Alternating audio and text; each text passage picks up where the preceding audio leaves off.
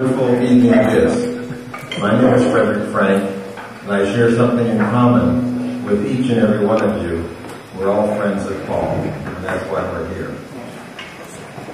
And what a wonderful and very special event. And such a stunning venue, we're all very fortunate to be here. Clearly, Paul is very special to all of us.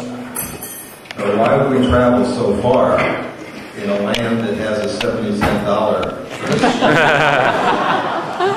Well, clearly, we are all here truly because we have deep affection for you. Your endearing qualities make each of us really happy when you are in our respective cities and we have a chance to break bread together. Paul is a gentle gentleman and clearly a multi-talented one. We all know of his mastery of the piano, a skill and talent honed by enormous dedication and untold hours of preparation at the practice bench. Again, Paul is a gentle gentleman whose soul is music-filled, and his selection of Saint-Denis de Provence tells us about Paul's special feelings. Again, I emphasize the word special. Doing some deep research on this great friend of all of us, what we know is confirmed many times over.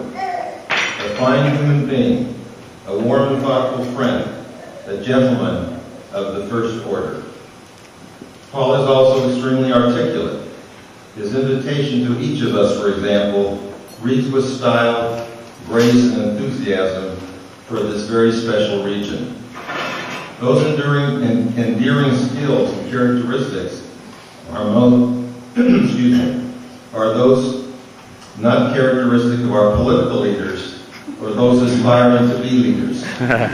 Soon we shall applaud George Bush, this time because of his leaving office. But unlike Paul, who is so articulate and gracious, our president is a character of himself.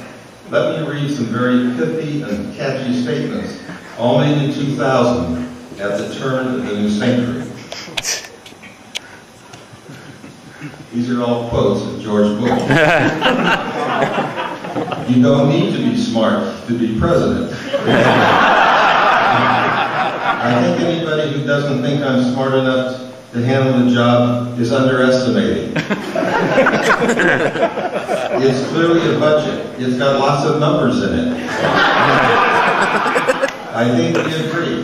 The past is over.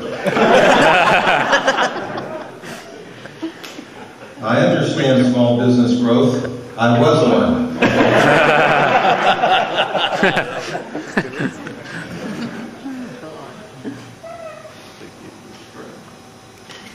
I'm selecting because you can see there are pages.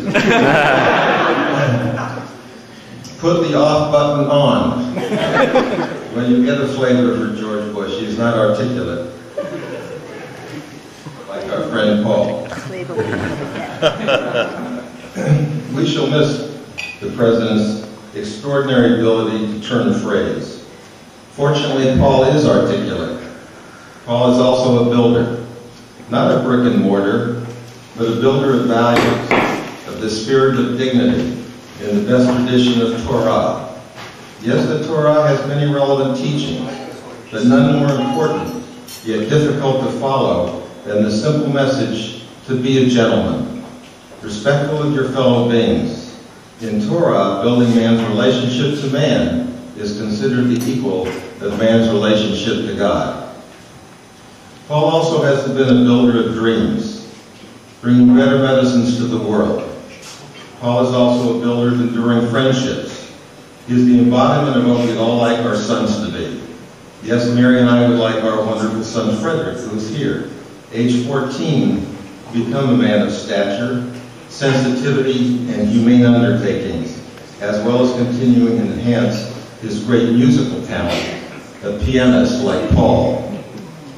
There is a word for the quality that Paul epitomizes, a word that radiates a plethora of meanings, but at the same time needs no translation, is the word that characterizes all that Paul does and stands for, and all of us think of Paul, this word when we think of him, regardless of their native language. Paul is a friend. In short, what we'd like all people to say about us and our dreams is what people actually say about Paul in life. A rare achievement indeed.